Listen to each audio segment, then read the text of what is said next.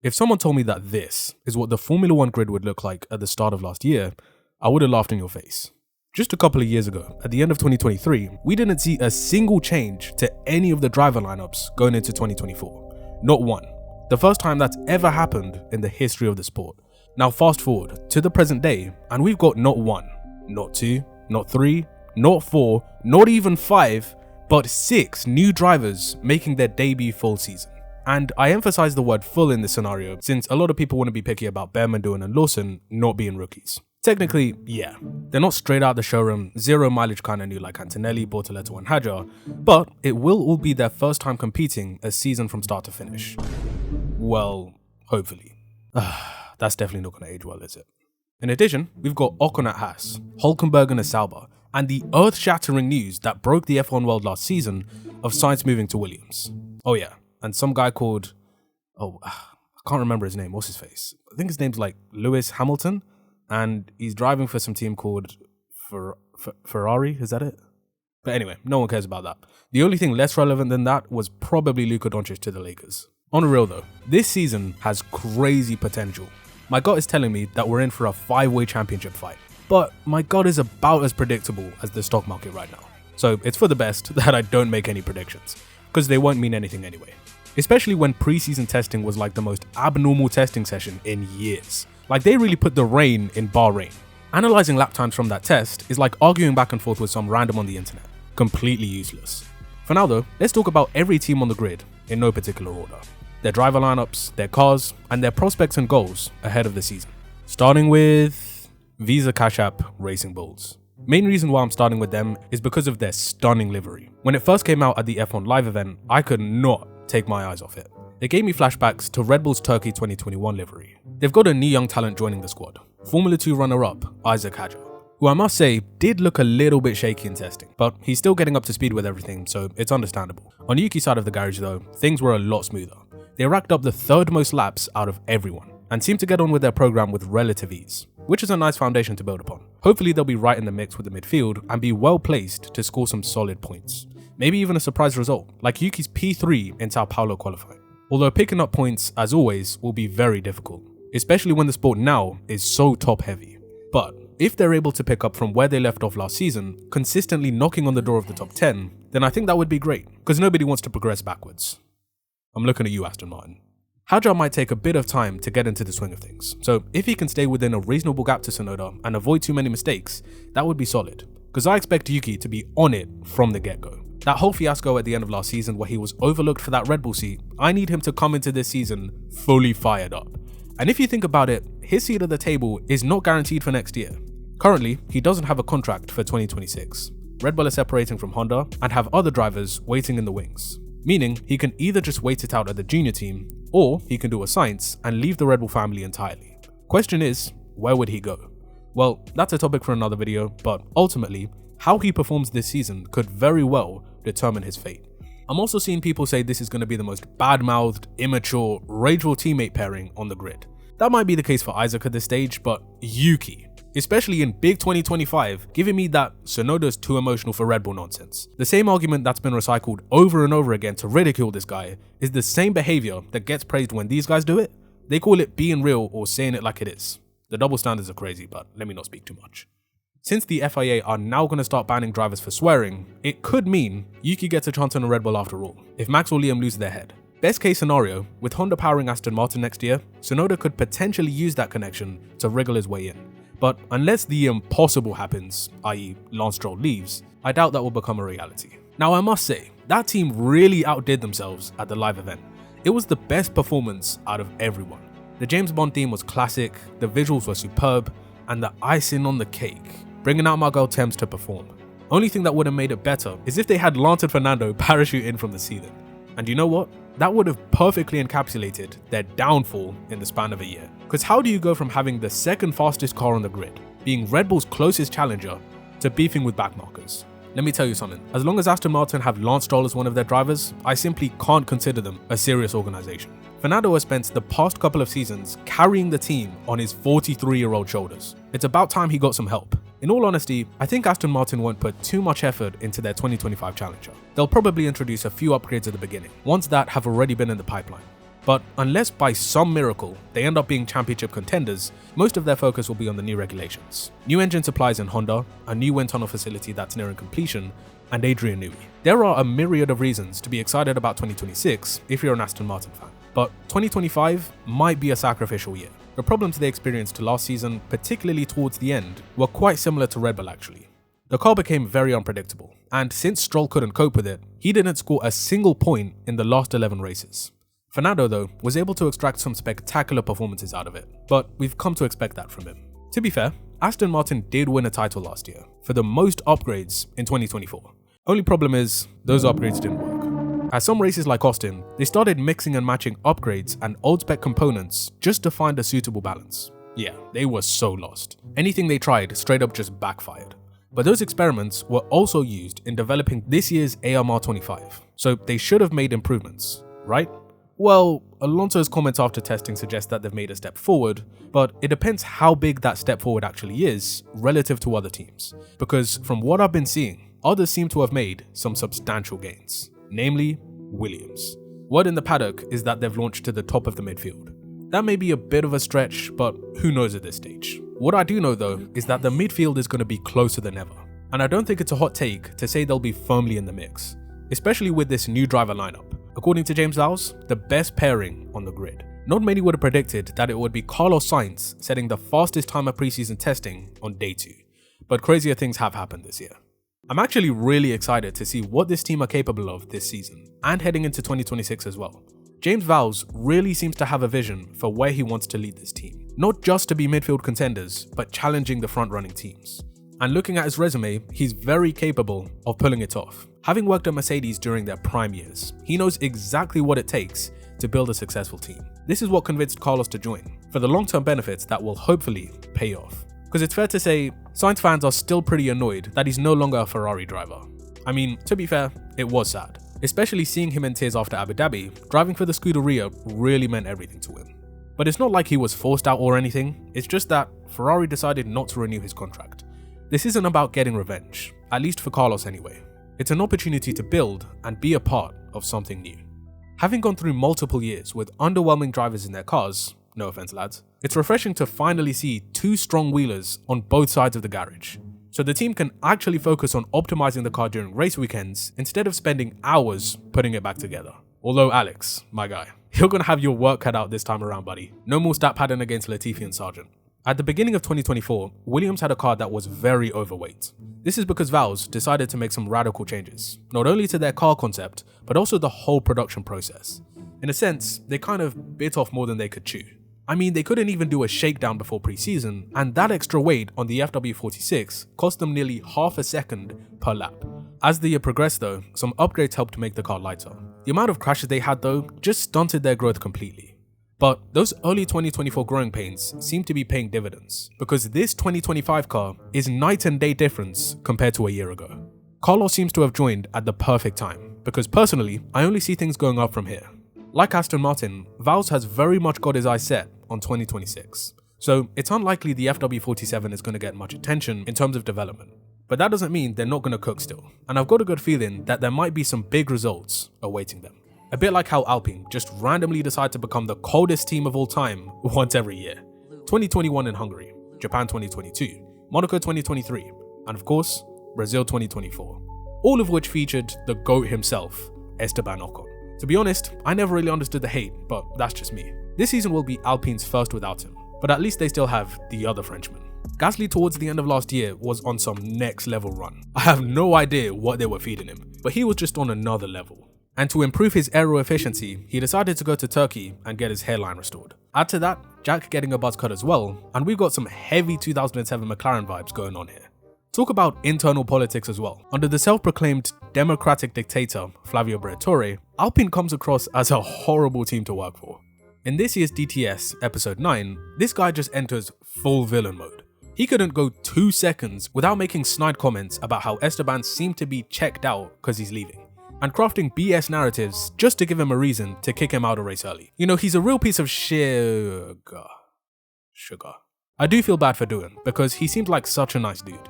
Obviously he's gonna need to perform, because it's a results driven business. But the way Briatore is going about it, putting massive amounts of pressure on the kid, is counterintuitive. I mean, why even sign the guy in the first place if you're only going to give him 5 races to prove himself? And this guy really looked at his list of test and reserve drivers, featuring Ryo Hirakawa, Paul Aron, Franco Colapinto, and said, "It's not enough," and went and signed Kush Maini as well. Talk about pressure, man, like, oh my days. It seems like quite a destructive leadership style, but that's just my opinion. Similar to Williams, Alpine had a poor start to 2024. Car was fat, and the handling was similar to that of a shopping cart. But things did get better the deeper we got into the season, and they managed to crucially secure P6 in the Constructors.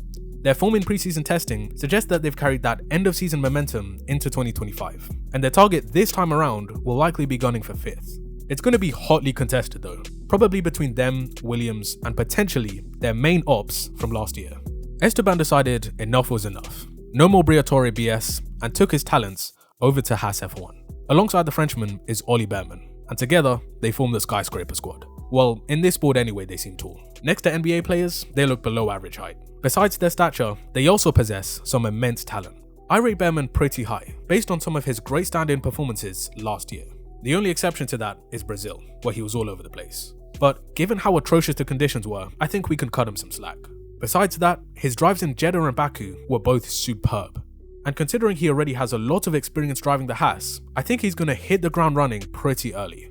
On the other hand, Ocon might take a bit of time to get up to speed, meaning it could be a chance for Ollie to gain the upper hand over his teammate to begin with. But I expect as the season progresses and Esteban gets more comfortable in the car, that he'll reach another level due to his experience. And real quick, can we just appreciate this man's incredible drip? Easily an S-tier suit helmet combo. Last season they narrowly missed out on that P6, mainly because of Alpine's point swing in Sao Paulo. Whether they can attain those heights again this season, with the competitive order in the midfield becoming even more unpredictable, remains to be seen. Having 2 new drivers though might make things slightly more complicated, but at least they know how to build a car around a driver who's over 6 foot. One of their star performers from last year, Nico Hülkenberg, has taken the gamble to join Stake F1 Kick Sauber. Honestly, these names are getting ridiculous at this point.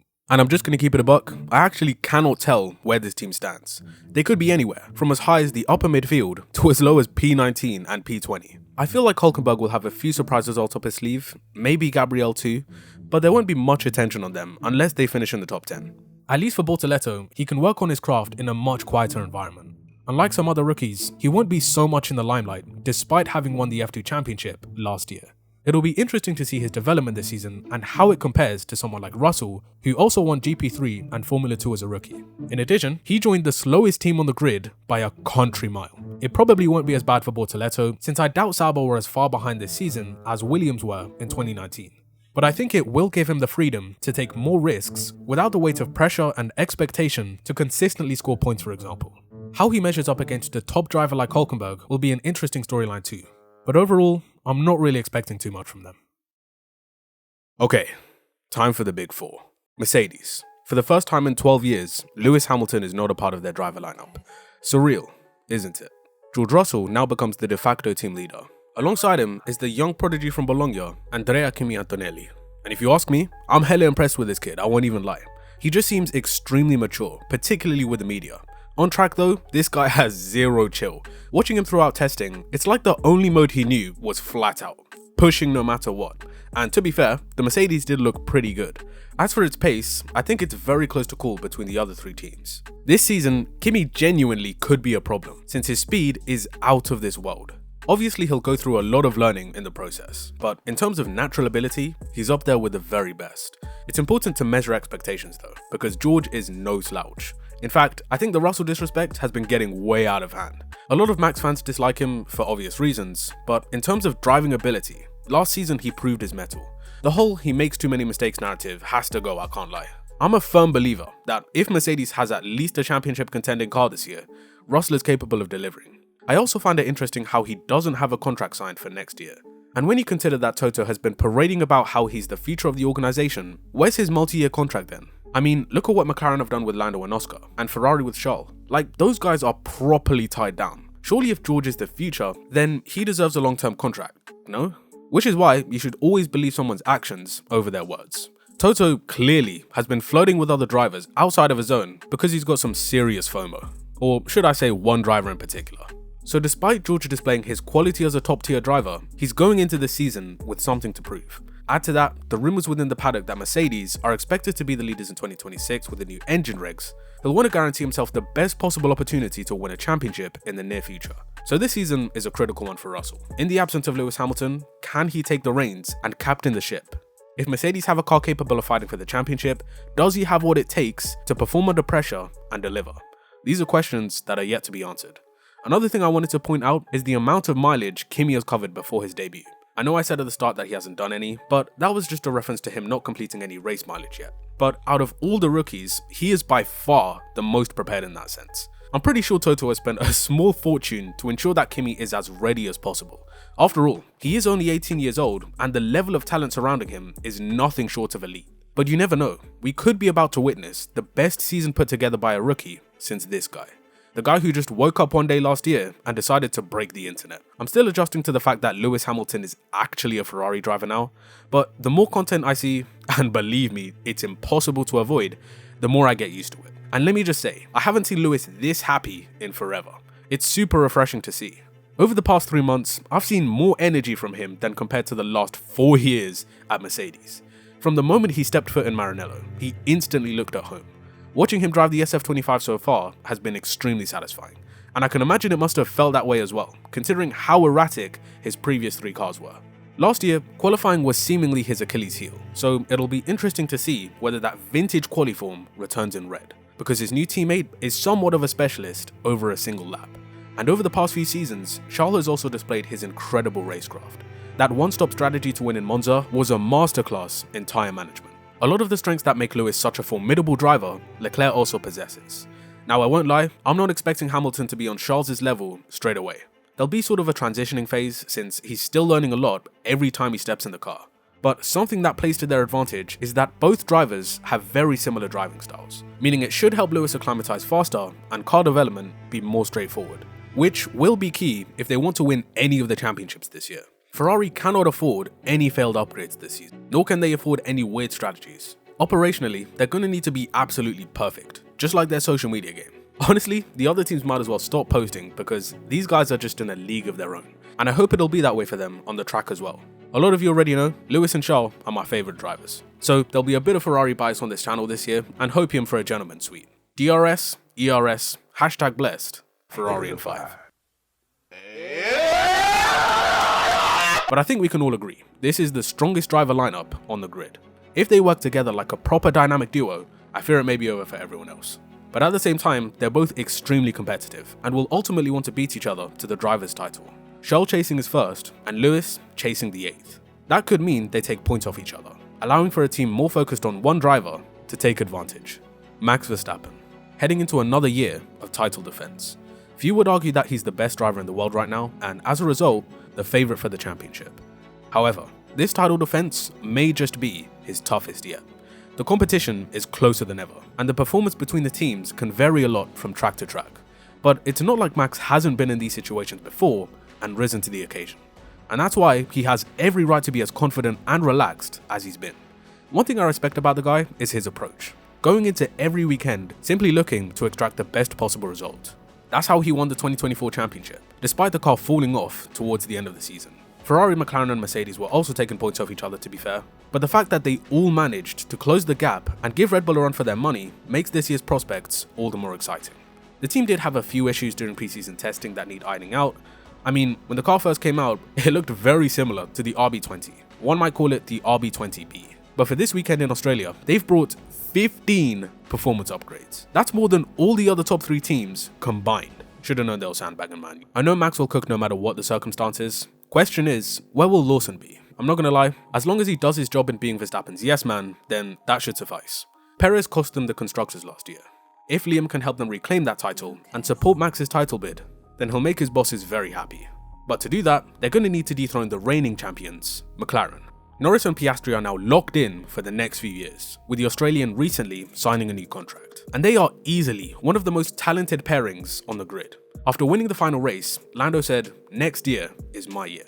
And that very well could be the case, given the McLaren is still a rocket. But he's still going to have to go through his teammate, and Leclerc, Hamilton, potentially Verstappen, and even himself. Last season, he often found a way to shoot himself in the foot. but I think those experiences will have made him stronger and we'll see a more complete version of him in 2025. Oscar though is no joke. He's just as, if not more competitive than his teammate, and no doubt he'll be gunning for that first drivers' championship with everything he's got, meaning they'll probably be taking points off each other as well.